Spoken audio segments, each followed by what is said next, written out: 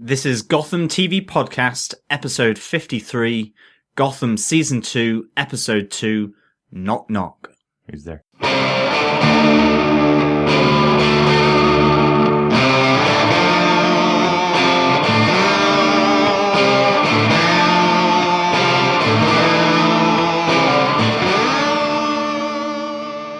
Hey, this is Drew Powell. I play Butch Gilzine on Gotham, and you are listening to Gotham TV Podcast. Welcome back, Gothamites. Welcome back, detectives, to Gotham TV Podcast, Episode 53, which will look at the hit show Gotham and Episode 2, Knock Knock. I am one of your hosts, John. I'm Derek, your other host.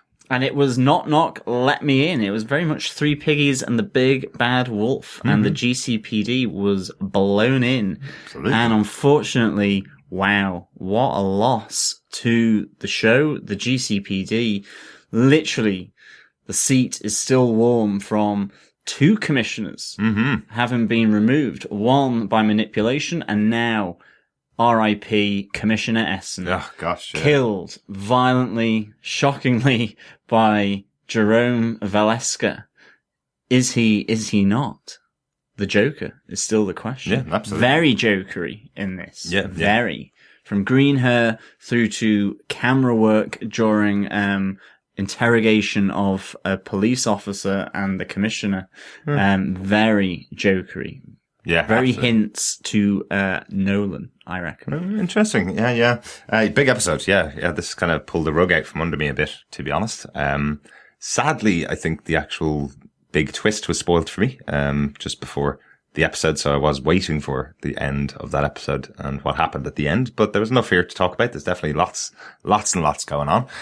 Thanks as always for listening, and thanks for joining us, listeners. Obviously, really delighted to have you back. We're continuing our coverage for Gotham from the episodes we saw at in New York for New York Comic Con. So we'll be releasing an episode a week for the episodes that we've seen in New York while we were there.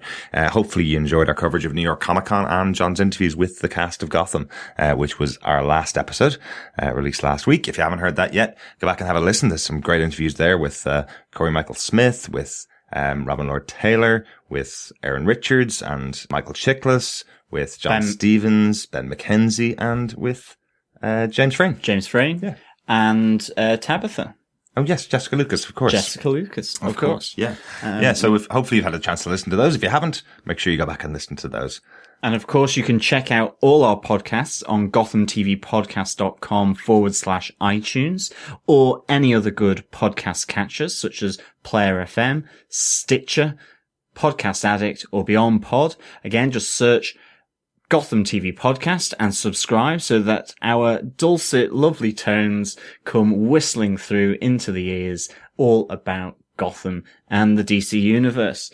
We are, of course, as well on Twitter, as you may have guessed. Our Twitter handle is at Gotham TV Podcast. And of course, we have our Facebook group as well, which is Gotham TV Podcast. So if you want to have any thoughts on the season so far, any comments on season 2, drop us a line, so to speak, through Twitter, through Facebook, through even the old-fashioned email. Just send it to feedback@gothamtvpodcast.com and we will share your thoughts and read them out on the podcast.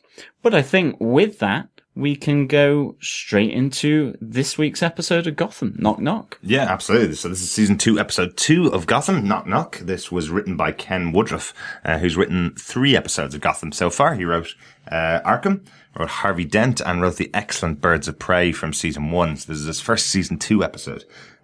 It's directed by Rob Bailey, who is another British director, who came from programs like The Bill, but also did The Wire and did some episodes of Treme as well, 2 brilliant shows. Really, really enjoyed those. So looking forward to what he has here on director's duties for Gotham, and welcome him on board. It's his first episode of Gotham. John, do you want to tell us what we got in this episode overall?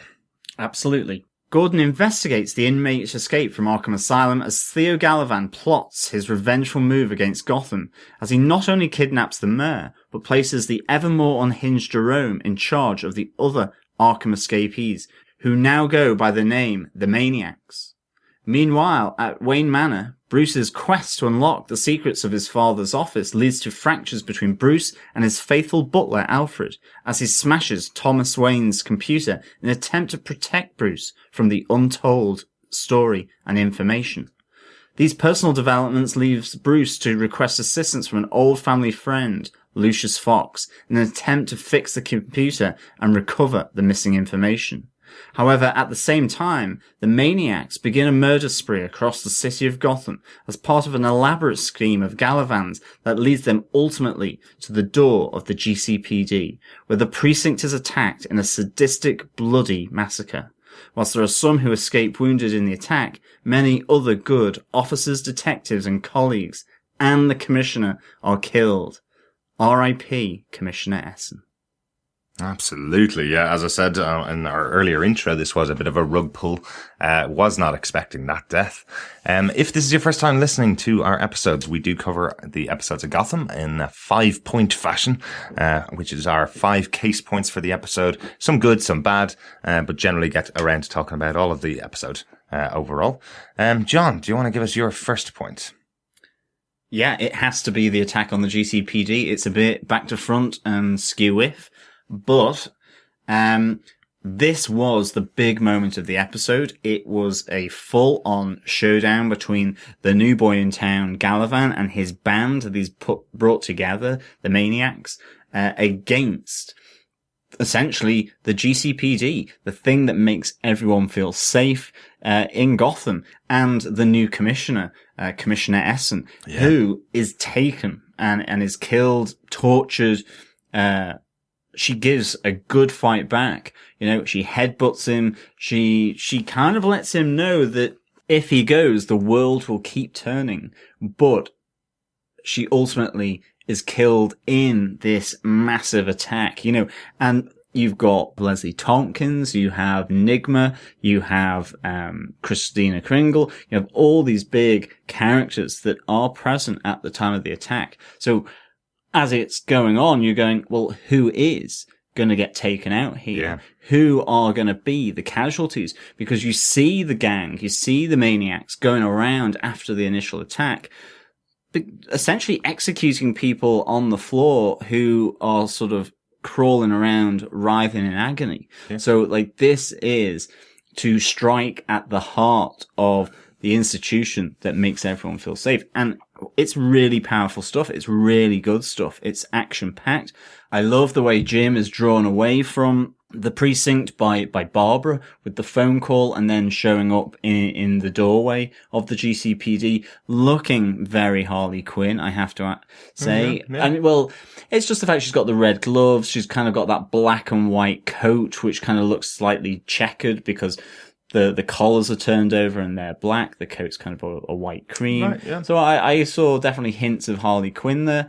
And coupled to the ever-increasing jokery feel of Jerome Valesky, you know, he has green hair at the start. He's got the laugh. Mm-hmm. And to me, this episode in season 2 so far had a lot of what I think were nods to Nolan, ultimately. And in particular, it was Jerome getting the video camera out, or should I say, Greenwood, the cannibal, mm-hmm. Getting the camera out to film their sort of interrogation, their torture of Essen and other police officers, and ultimately the message that Jerome has to give to the people of Gotham. So this was fantastic for me. I absolutely thought it was tense, it was brutal and bloody, and it had some really good nods, I think, to The Dark Knight, actually, in some of those scenes,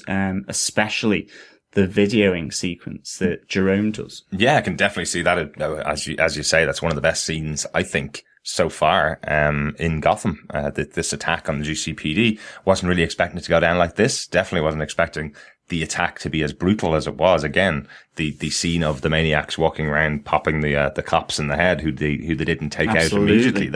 That's pretty brutal stuff for this type of TV show overall. But yeah, what really strikes me though is the loss of Captain Essen.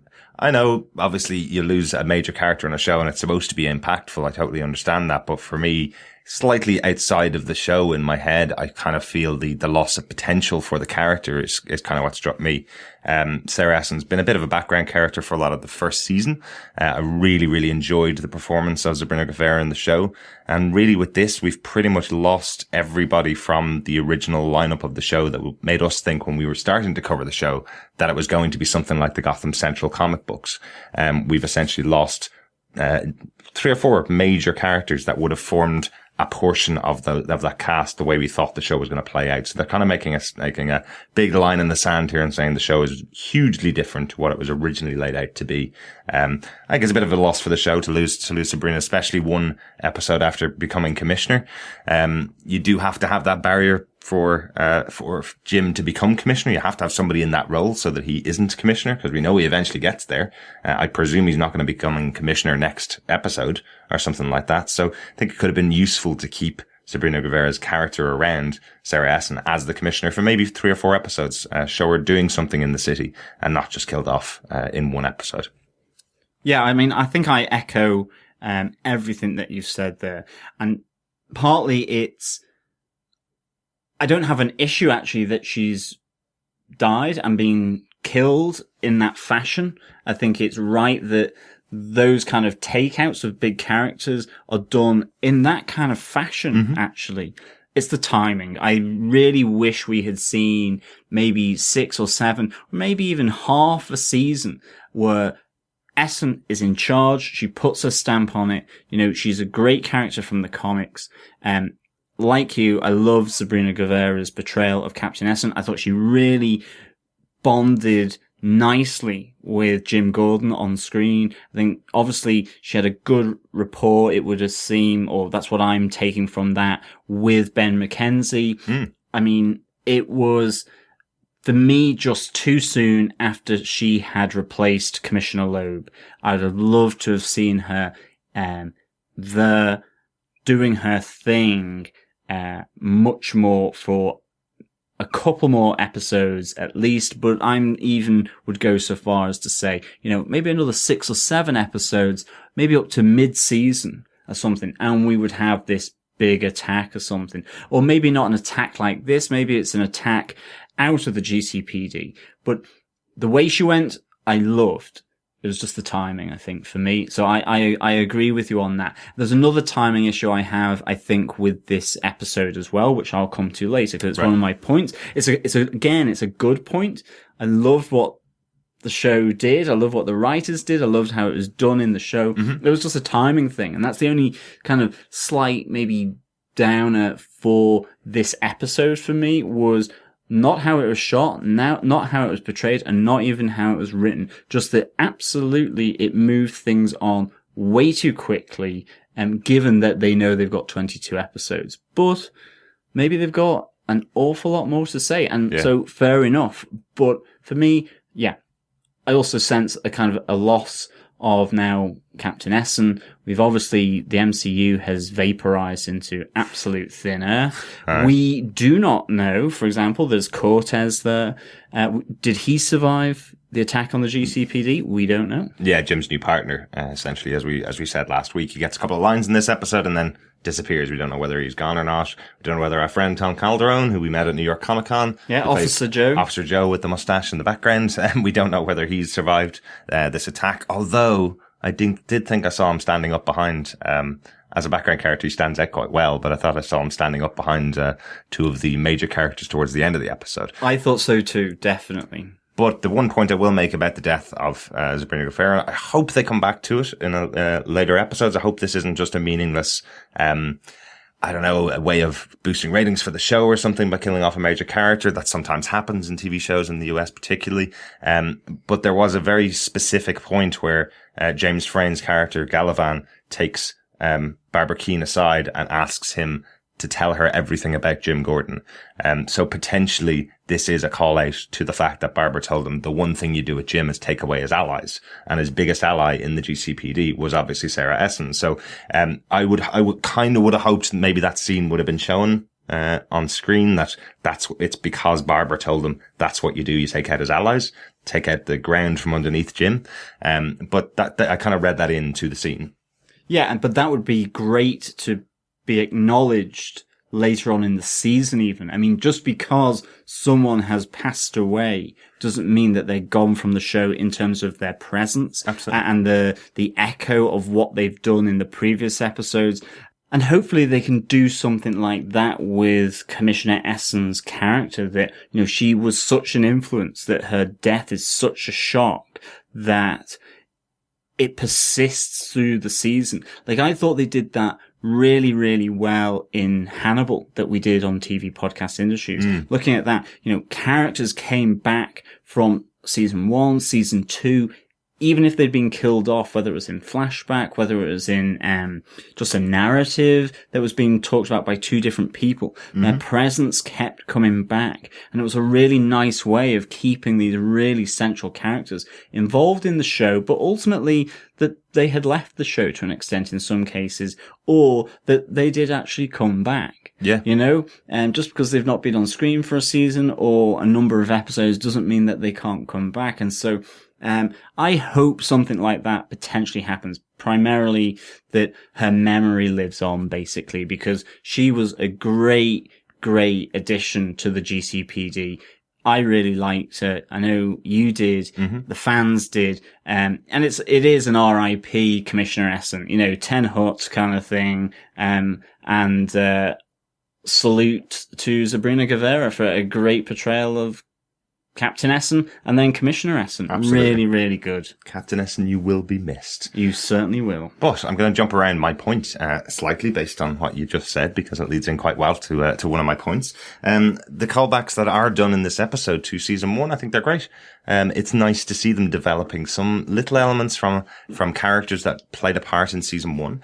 And two of those jumped out to me very hugely, I suppose. Number 1 is Harvey Bullock and his now girlfriend, Scotty. So we heard mention in the first episode that he had a partner and that he has someone that he goes home to every night now. And we find out it is Scotty from the first season, who was essentially one of the traumatized victims of the Scarecrow's dad, I guess, Dr. Crane, in the episode Scarecrow.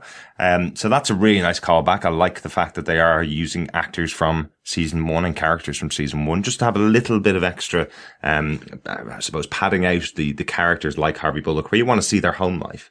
Yeah, I really like that too. And it was definitely the Scarecrow stuff. And I believe she is his fiancée. That's right. Yes. They definitely say that. I like the scene itself as well. I love that she's protecting Harvey because she doesn't want him to go back to the police force because of that comment that he made to her in that episode, essentially, where he said, the thing I'm most scared of is dying alone in the streets, being shot and dying alone in the streets. So she knows he's scared of being on the police force. At least that's what he said to her. So I like that that's another callback to season 1. So it shows a bit of growth of the characters, which we didn't get much of in season 1. At times they're a bit caricature-y. They stayed the same episode to episode, but they're allowed to build on them this season a lot more, which is a really, really enjoyable element of the show so far. The first 2 episodes have been really, really good. And if I haven't said that, big enough in the last couple episodes. I want to be clear, I've really enjoyed the episodes we've seen so far. Definitely. The other big call out, for this episode is one of the maniacs. I don't know whether you remember this, the character Aaron Helsinger, who's the big tough guy. Now he was played by a different actor in season 1, but he was the partner of the Electrocutioner in the episode Electrocutioner. He was. Yeah, he was the guy that essentially the lobotomy that the Electrocutioner was performing on everybody in Arkham actually worked on Aaron Elzinger. He essentially became ultra strong and became easily manipulated, which we see to great effect throughout this episode as well. And we saw a little bit last week as well. He essentially can be told what to do by anybody and uses his strength and brute force to do it. So I like that there's a callback there. They don't explain it. They don't explain why he's so easily manipulated, but we know as viewers of the show, this is a previous character that was on there, and he got that power essentially from the Electrocutioner back in season 1. Absolutely. It's a great thing to see. And again, it's 2 fantastic nods. I think my next case point is, again, it's that nod to Nolan. And for me, it's the bar scene between Lucius Fox and Alfred. Oh, yes. And essentially the team up there between those two and then Bruce Wayne. There's a number of reasons why I absolutely love this bar scene. I think the interaction between Lucius Fox and Alfred Pennyworth is amazing. I love the fact that he goes all Cockney on him. He really, really starts bringing out the Cockney rhyming slang. Yeah, definitely. We actually had a bit of feedback asking us to try and explain some of the Cockney terms that he uses in his speech. Absolutely, and we will do that. And I think really the third one is that I really like this start to this story arc. Obviously, again, Lucius Fox was introduced in season 1, and now he's coming here again as an ally, or he has to at least prove that he can be confided in. And I love how Alfred brings that out. But for me, this ties really neatly into Nolan's film because it feels consistent with the world of Batman and Gotham. Because I always remember watching Dark Knight and thinking it's interesting that there is this guy, Lucius Fox, who knows but pretends that he doesn't know. And I like the fact that here the tie goes back to actually Thomas Wayne, and that here we have Bruce's guardian and butler asking him, can you be trusted? That there are two types of men. Alfred gives him a spiel about this guy Onslow, and he says there's two types, the ones you can and the ones you can't trust. And I love just the interaction, how Lucius says, and both types of people will give you the same answer. And Alfred is there, heart on his sleeve. I need to be able to confide in you. You need to prove that you can be trusted. And by basically saying that I'll tuck you up, sunshine, like a kipper, if you show that you are untrustworthy. Mm-hmm. And by that, obviously, killing him and burying him, ultimately wrapping him up and putting him out of sight. Yes, kipper is a smoked fish, a mackerel, and you can get them in tins, and I think that's what he means by wrapping them up. I think is that, so you normally pull the tin lid back, and there are the kippers. Right. So covering them up, I think, is them being tinned. Tuck you up I like think. A kipper. Or in posher circles, it could be being wrapped up in nice, very expensive paper. I think it's smokies, or a type of smoked mackerel in Scotland that are really expensive.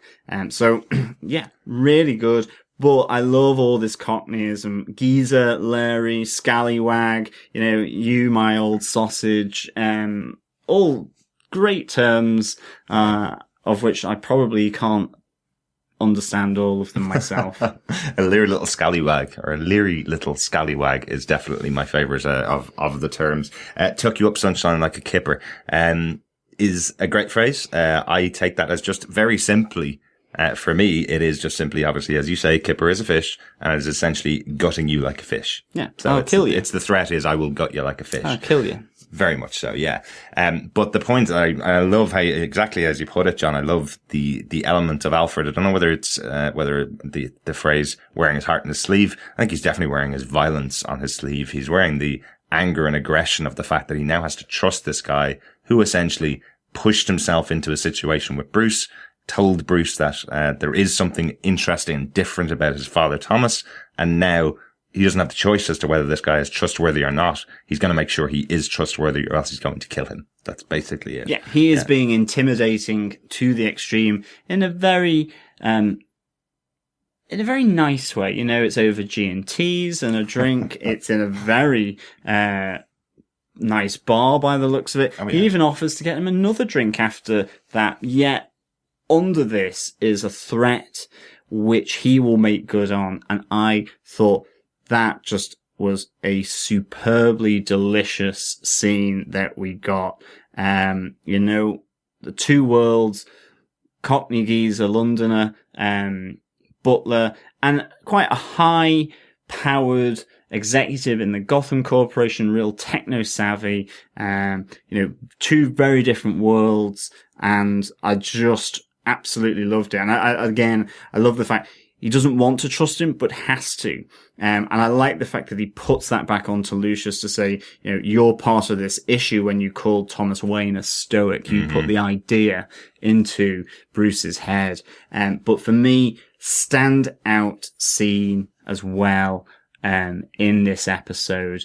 Adored it. Could watch it again. Reminded me of the scene in Wayne Manor's kitchen, between Reggie and Alfred and Bruce. Really nice stories being involved. Really true to the characters that are there. So absolutely a great bit of dialogue. Interaction between the actors. Fantastic. Loved it. Yeah. And with our Dark Knight moment, much like last week, much like last episode, we also have our Batman 66 moment, really, which for me is the Maniacs spelling out their name in bodies. Weirdly, to me, this just felt like something out of Batman 66. It is a very funny moment and a great moment for Jerome Velasquez. It's a fun little gag. Obviously, there is no possible way that from 7 stories up or whatever they are that they could be throwing bodies and lining them up in the perfect order to spell out their name. It's not possible. And it is quite funny. It's weird how brutal it is, though, for the violence of it. It's weird how brutal it is. You mean to say it wasn't Mayor Aubrey with his head in a box being whipped around Gallivan's apartment, but that wasn't the 66 moment? That's another one, I think. Or maybe the Maniacs attack on the school bus with all the cheerleaders. Give me an O, give me an H, give me an N, give me an O. What does it say? Oh no. I loved it. That was definitely another 66 moment. Yeah. I probably didn't need to actually redo it, but everyone there listening, just repeat after me. Give me a... Added an extra letter in there, actually, didn't it? Or was it just oh no? Yeah, it was just oh no. But that's okay. You can spell it correctly. That's okay. You're not a maniac. Sorry, I am doing the Cockney Londoner spelling of oh no rather than the New York Manhattan spelling. Absolutely. And the other call out, so we've had our Dark Knight, we've had our Batman 66, and we also have our Jack Nicholson Batman as well. Great little moment, and just you mentioned the school bus. Great little moment where Jerome takes out the gun and is firing at Jim, essentially aping almost perfectly Jack Nicholson's moment where he's killing his boss in Batman 89, as we'll probably call it, the Tim Burton Batman, where he's firing over his shoulder and behind his back and doing twists. That's absolutely right out of Tim Burton's Batman. So once again, Jerome is doing a great job at the Jokers, whether he is or not. I'm sure we'll find out very soon. Yeah, absolutely. So that was my third point. John, what's your next point? My next point is again, between Alfred and Bruce. It is was hired, then he was fired, and then he was hired again. For me, I absolutely, really thought this was a great emotional kind of fracture and tear in the relationship between Alfred and Bruce. I think it certainly sets up, that scene between Lucius Fox and Alfred, hugely. And I really did like it. But again, I had an issue where, to me, this was a huge, big thing. This was Bruce essentially turning to Alfred. He thinks that he's blown his chances of finding out everything about his dad, and the emotional connection that has. And he says, I want you to go and never come back. You're fired. That is a really big moment for me. I thought it was really good, but it's all resolved in 15 minutes. I felt it, again, it's one of those things where, okay, maybe it won't fit in with all the other episodes, and maybe I'm just looking at this from a single episode perspective. But I did think it would have been great to have seen Alfred go into Gotham. And like with the episode where he teamed up with Bullock, maybe ended up in Bullock's bar or something like that. Or maybe he, you got to see him in the real world away from Wayne Manor and how he would behave then for a couple of episodes. And for the realization of that return to Wayne Manor at the request of Bruce, that it takes Bruce a while to sort of, for the penny to drop that he really does need Alfred. I mean, I know that was never on the cards because Alfred says he's going to get a train away from Gotham. So we wouldn't, the way it was done, it was never going to be something that was drawn out from what I can see. But I feel that was a really nice opportunity lost to really explore these two characters separately.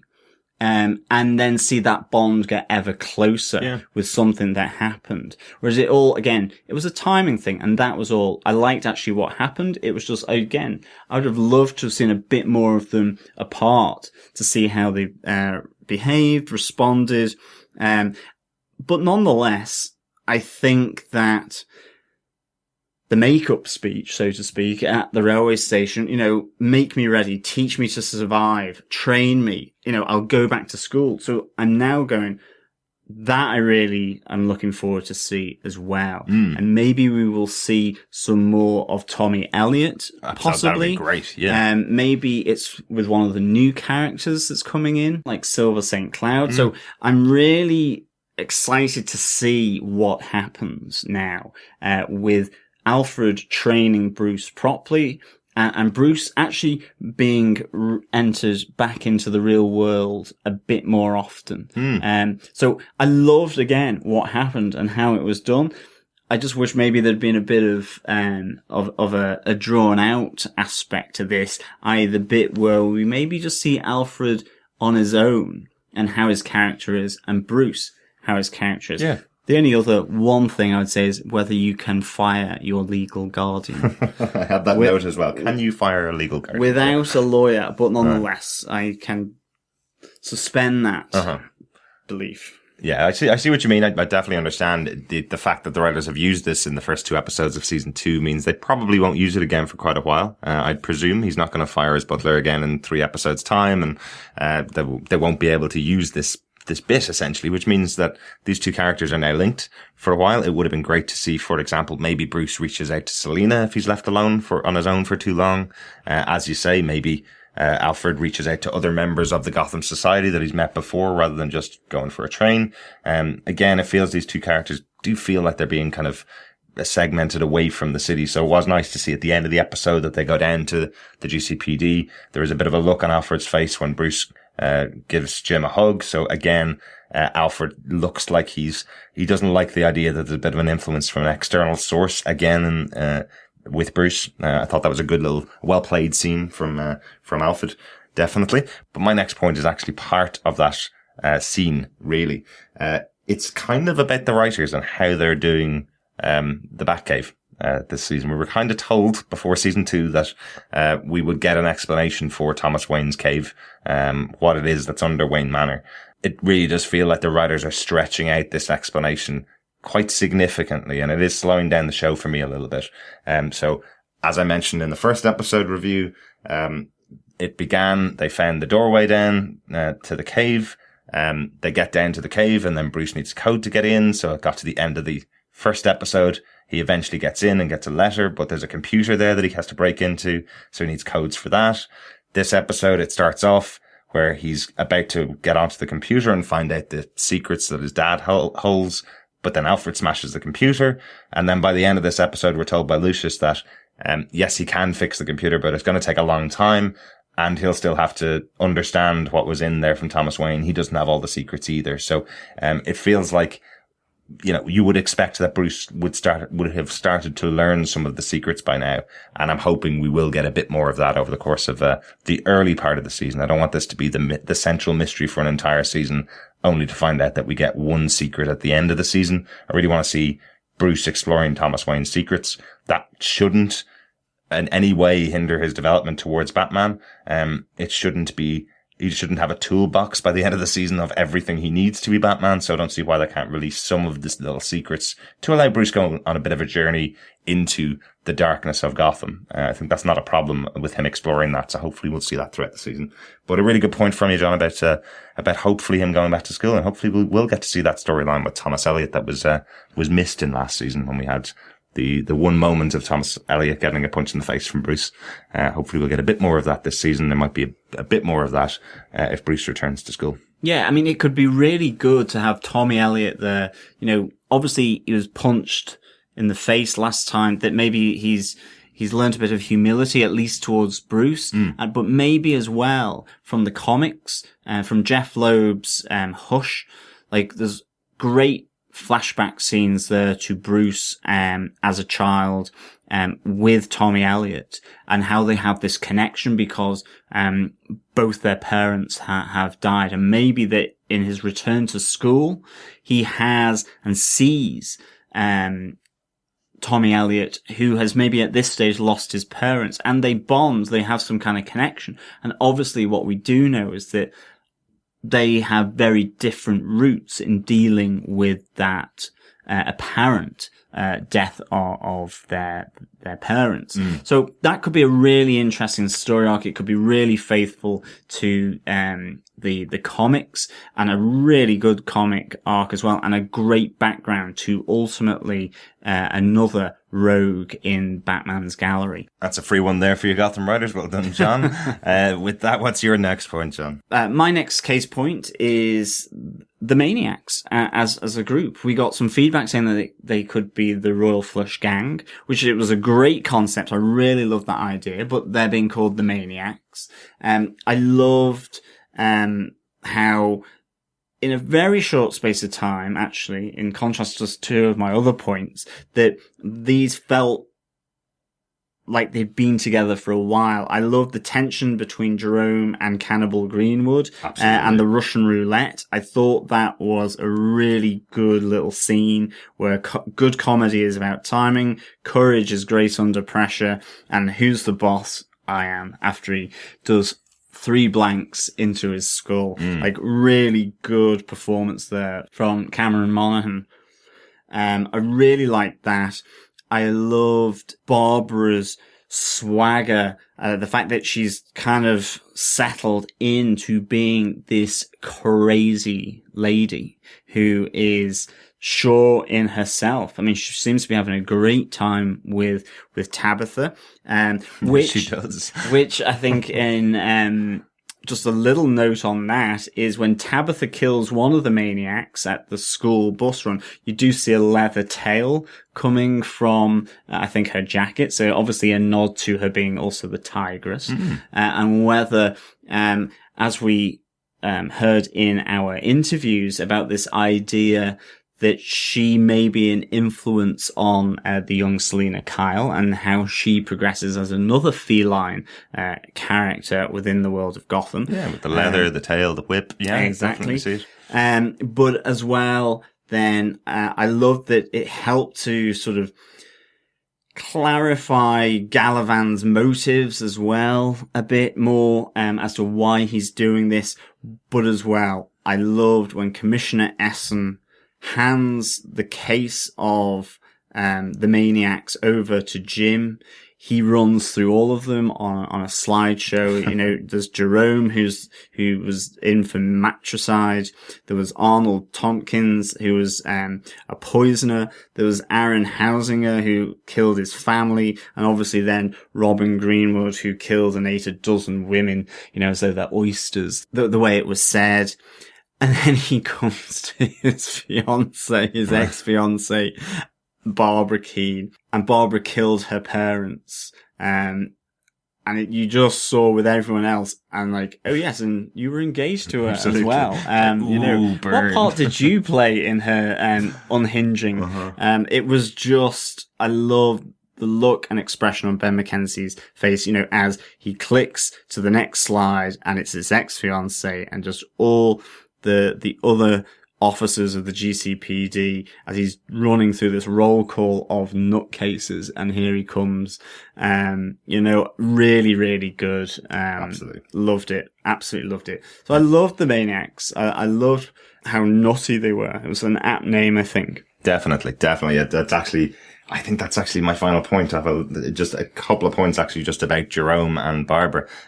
Definitely Barbara Keane in this episode is fantastic. I love that she She has that great moment of walking up to Galavan and saying to him, why are all the boys playing? Why am I getting a go here? And then she reveals herself that this is her big moment, is essentially to take out Jim, to destroy everything around him in the GCPD, and to tell him that she is not crazy. She's free. And it's a huge moment for Barbara Gordon. She's a damn it, had to call her Barbara Gordon there. Barbara Keane. It's a huge moment for Barbara Keane, where she is essentially separating herself completely from her past and saying that she's perfectly happy with the way she is now. The spiral that she went throughout season 1 is not where she is anymore. She's spiraled all the way down to the bottom now, and she loves it there. And that's a really good scene with her, I thought.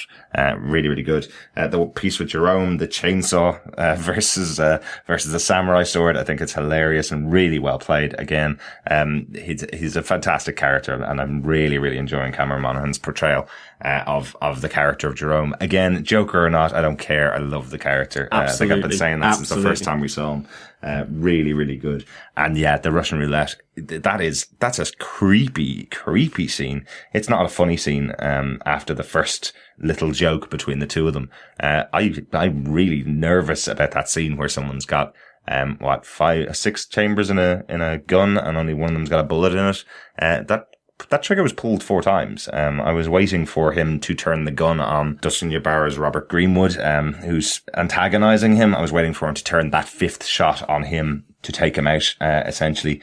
So my tension was pretty high for that scene. I thought really good well scene. Really, really well done.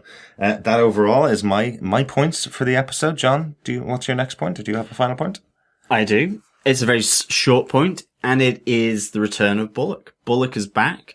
I'm really pleased that he is back. Yeah. Obviously there's a lot of shorthand in relation to the rehiring process done in this episode, but the fact that he turns up in GCPD's Hour of Need, I'm really, really can't wait to see what he does. I mean, essentially it would seem that he will be drinking whiskey rather than serving it now that he's back on the force. I love that there was a will he, won't he vibe earlier in the episode with Jim trying to get him to return to the GCPD at the orders of Essen. So for me, this was a real nice, neat ending that he turns up. So I can't wait. And I'd love to see, will we hear about Scotty? Will that start to disintegrate? What's going to happen here? Yeah. Really good little ending. Absolutely. He gets that hero shot in the door with a new hat. Did you notice he's got a new, much darker hat? And I think a bigger brim on it. Don't know why I noticed these things. But yeah, really, really cool to see Harvey back in this episode, definitely. So Derek, have you got any notes for us? Well, my biggest note really is the one thing we didn't really talk about in the episode, which is Mr. Edward Enigma being pushed further over the edge. It's like that. As he tries to ask out Christine Kringle once again, and ends off with the weirdest comment I think he's made so far, which is, do you know that houseflies hum in the key of F? Which has got to be pushing Christine Kringle pretty far away from him. But there is another hero moment in the background throughout this episode. He's the one that saves Christine from being shot. There's a great moment between the two of them where she's handing him a painkiller for the headache that he's obviously got from the bullets that have been shooting through the GCPD, and the big smile on her face. So I think he could be in there. Yeah, he may have just cracked that nut. Or shall we say the Riddler has, basically. Yeah. It could have been the Riddler jumping through the air to save Christine Kringle. That's true. So really good. One of my points is that we had no Penguin in this episode. That's right. No Penguin, no Butch, no Zaz. No, which was very interesting. As well, we had Alvarez mentioned. I think we said, did he survive or didn't he? But he was made the coordinating officer with Jim Gordon in the case to hunt down the maniacs. And I did like the fact that Mayor Aubrey was here and was told that he was going to play a part in the great cleansing of Gotham that will be done in blood and in fire at the hands of Theo Galavan. And of course, we do know that Firefly is coming into the show at some point. So is this the fire to which he refers? Really, really good. Like, really can't wait to see more of Galavan's plans and how and if this fire to which he refers to is Firefly. Yeah, absolutely. I thought that was a really good callback because it sounded like the Rivers of Blood speech from Penguin in the first episode of season 1. The cleansing of the streets of Gotham with fire. I thought it was a really good little callback, and again setting up Galavan as being this season's version of the Penguin. I don't think he's as popular or will be as popular as Robin Lord Taylor was throughout season 1, but I'm really enjoying the character of Galavan and what he's doing. As for Mayor Aubrey, I actually was shocked. I thought they had put the box on his head because they couldn't get the actor back to play the part. He's quite a well-known actor. I think we talked about him quite a lot in season 1. And I wasn't expecting that they'd open up the box. I thought they were just making a reference to the fact that you won't see the mayor again. So I'm delighted when they opened the box that it was the same actor playing the role. And ultimately, a good nod back again to season 1 in this episode. Certainly because really from episode 12, we didn't see the mayor again. So there was almost 10 to 12 episodes of the first season where he vanished. That's right. So it still gives me hope for the MCU in my little MCU crusade, but you never know. Yeah. So have you got any final points? Just the final point just for this one is again the little element of Gotham that I really do enjoy, which is the timeless element, or the fact that you can't pin it down to a time period. In this episode, it was the newspaper workers. The fact that there is loads of people working in a newspaper dressed in suits, always makes me think that it's probably more the 20s than it is present day. And the truck that the maniacs steal full of petrol, that's definitely not a current day truck. That again looks like something that you get in a Kellogg's cornflake box. Back in my day, the old Matchbox cars, it's definitely like a 1920s, 1930s car. So, I think this is a really good call out for the animated series. It's really much that type of style of Batman, that they're showing on the screen here. And I really enjoyed it. Definitely. So John, overall, what did you think of the episode? I thought this was a really good episode. I really enjoyed it. I thought there were some great scenes from Alfred and Lucius at the bar through to sort of the breakup of Alfred and Bruce with the firing.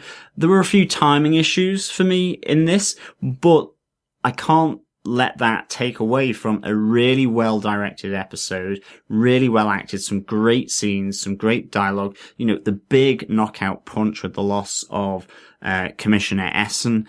The Maniacs were fantastic. Everything about this really connected in ways that harked to so many different aspects of the Gotham mythos, whether that's Nolan, Batman 66, you just saying about the animated series, but even down to Tim Burton's. For me, it's a really strong, solid episode. And for that, I'm going to give this 4 Larry Scallywags out of 5. I think this is a really solid episode. Yes, there's a few niggles, but, you know, that's my own kind of feeling. It doesn't really detract too much from it.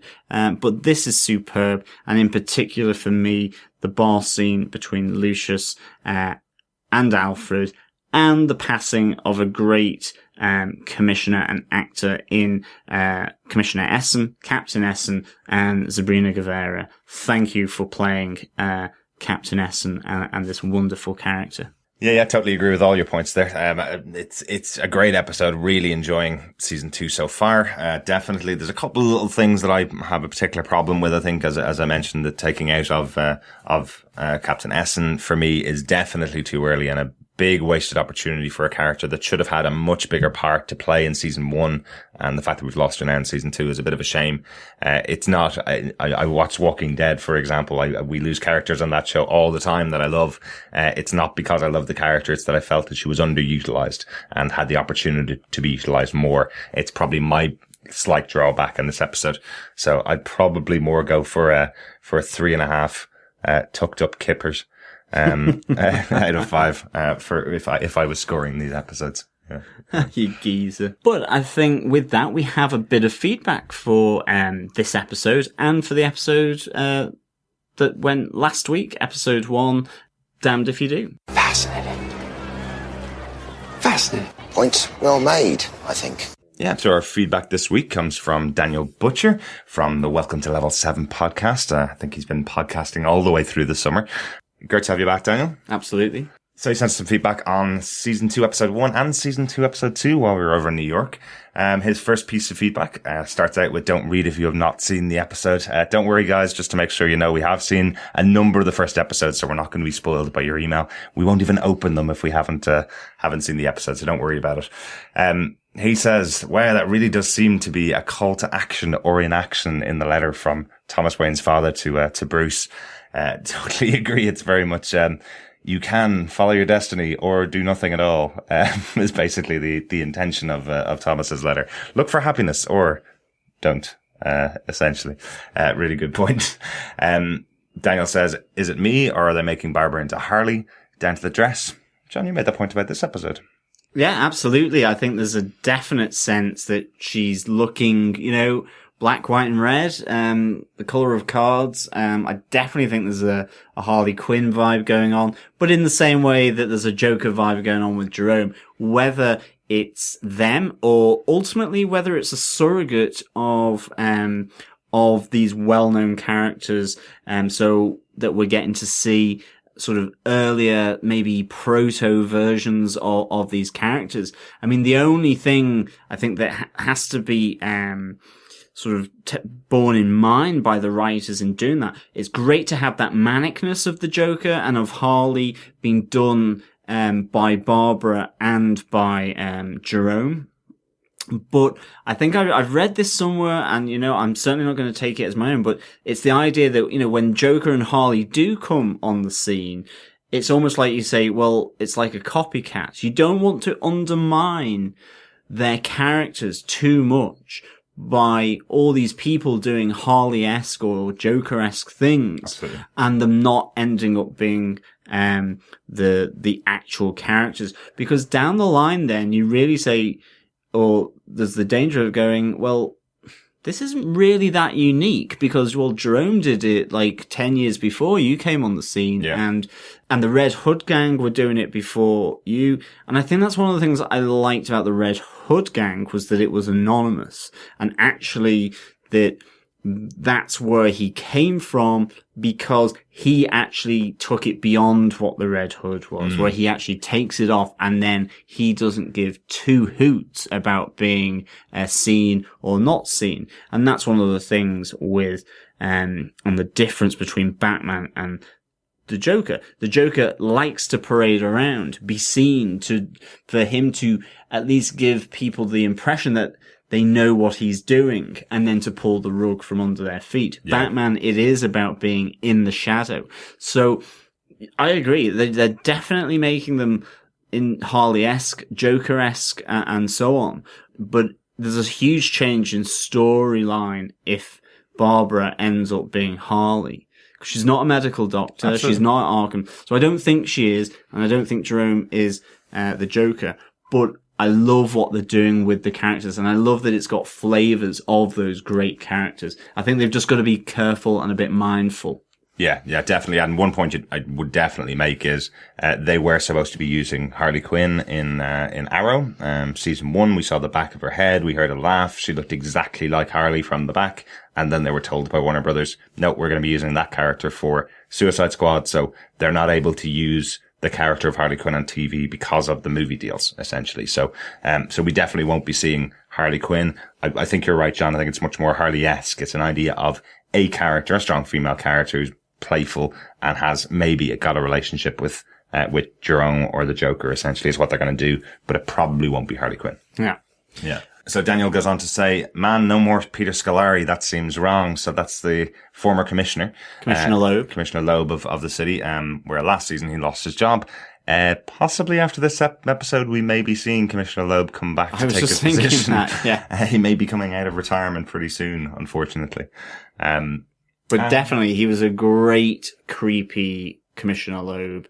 I loved the fact that he was this bureaucratic, knows how to work the system nemesis to Jim Gordon. Absolutely loved it. Yeah. And also then Daniel goes on to say, so Black Mask, I guess we don't need to worry about him. Obviously, Tabitha goes to, town with her claws, on, Black Mask and is taken out of the picture. That's Richard Sionis. And then finally, Daniel closes out by saying, now, if you're not going to help, can you make some tea? And we know our best tea expert is here with John, definitely. So he can definitely make the tea for us post-show. Yes, absolutely. A nice Darjeeling. Or maybe Earl Grey hot, no milk. Maybe. Picard-esque, I think. Possibly. Again, we did receive some more feedback about episode 2 from Daniel. He says you really, really don't want to read this until you've seen the episode. So again, we have seen a number of them, so don't worry about spoiling us.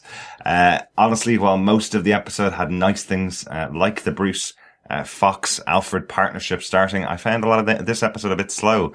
But once Barbara makes it clear what her new normal is, which is really great, the episode heats up and fast. I'm still in shock that Essen is dead. I guess, spoiler, the Joker killed her in the comics. That they really want us to believe that Jerome is the Joker. So what's next? Gordon for Commissioner? Yeah, I mean, to be honest, I agree with absolutely everything you say there, Daniel. I loved Fox, Bruce and Alfred triangle there. I loved Barbara really embracing the new crazy. And the fact that Essen is dead is a huge shock for the season, but also for me as well, the fact that it does increasingly seem to make that break with having the GCPD as a central anchoring point for the show. Other than, obviously, Jim and now Harvey Bullock coming back, the fact that, Essen is gone, Loeb is gone, we have got potentially, we don't know who was taken out in the shootout massacre, like Alvarez, whether he's coming back. Obviously, the MCU have gone. So this is a real trimming of the GCPD. Gordon for Commissioner, maybe a bit too soon. Hopefully they'll bring Scolari back. Definitely. Yeah. Certainly we know about Captain Nathaniel Barnes, played by Michael Chiklis, is coming in, will be coming in episode 3, but he is only captain. That's right. He is not the commissioner. Yeah. So it will be interesting to see who replaces Commissioner Essen. Yeah. The one thing I would disagree with Daniel on, I didn't think this episode was slow. I thought this episode was quite a quick episode. For me, I think they spent a lot of time with the maniacs doing crazy things. So I actually really enjoyed it and really found it quite a fast episode. I thought there was a lot going on, and I think of all the episodes that we've done 5 points for, I think this was one of the ones that we definitely found easily 5 separate points to talk about overall in the episode. So great episode. Yeah, really loads of things to talk about. Really good. I'm really hoping that Rob Bailey, the director, comes back to do another one because I loved this. I thought it was really, really good. I mean, I agree with you on it not being slow, but I agree with Daniel on pretty much all his other points in his email. Yeah. So thank you, Daniel, so much for sending in feedback. I think that's it for the feedback this week. But if anyone wants to send in their feedback, comments or thoughts on any of the episodes so far of Gotham, up to episode 5 at least, we have seen, please send them in at feedback@gothamtvpodcast.com. You can also send them in through our Twitter handle at Gotham TV Podcast. But it is just to say we will be back again in a week's time with episode 3 of Gotham. So until then, keep listening to the podcast. You can find us at gothamtvpodcast.com/iTunes. Subscribe to us there, or any other good podcast catcher, such as Podcast Addicts, Beyond Pod, Player FM. Just search Gotham TV Podcast and subscribe. Leave a review if you want to. Every little helps. So thank you so much for listening. Yeah, definitely. And as John said, we love hearing your feedback about the episodes. I know we're covering it slightly differently than we would be because we saw most of the episodes over in New York and we're covering them as we go. We will be stretching this out, as John said, next week with episode 3. We will be talking about that next week. Make sure you send in your feedback to feedback@gothamtvpodcast.com. We love reading it out. We love hearing from you guys. Thanks very much. We will talk to you next week. Yeah, bye.